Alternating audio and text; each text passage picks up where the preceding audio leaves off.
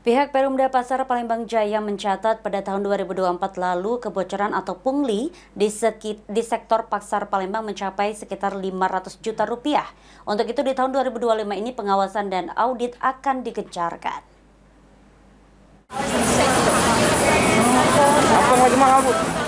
Pemberantasan pungli atau pungutan liar terus digencarkan pemerintah di bawah kepemimpinan Presiden Prabowo Subianto. Beberapa sektor menjadi perhatian pemberantasan pungli untuk di Kota Palembang, diantaranya sektor pasar. Ditemui pada Senin 3 Februari 2025, Sekretaris Satgas Saber Pungli Republik Indonesia Irjen Pol Andri Wibowo meminta pemerintah Kota Palembang untuk meminimalisir pungli khususnya sektor pasar, agar nantinya bisa lebih tertib dan memberikan kontribusi pada Pemda seperti di sektor pariwisata.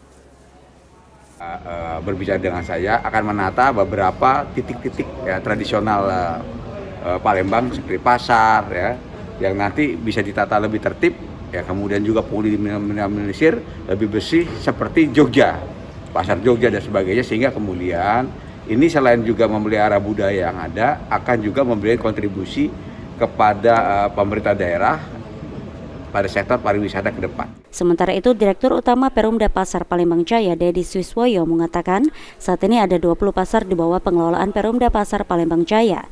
Dari 20 pasar tersebut masih banyak kebocoran atau pungli baik di bidang keamanan, kebersihan, iuran, dan lainnya, yang di tahun 2024 lalu hingga mencapai sekitar 500 juta rupiah dari uji petik Inspektorat Palembang. 20 pasar Palembang.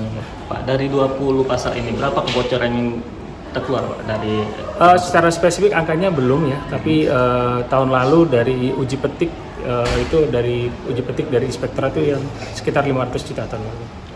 2024 ya? 2024 dari Inspektorat. 500 juta seluruhannya? Keseluruhan. Itu selama 1 tahun ya? Iya, seperti itu. Pada tahun 2025 ini pemberantasan pungli kebut dengan melakukan audit. Jika ada yang terbukti maka akan dikenakan sanksi pidana dan perdata. Sandi Pratama, PAL TV.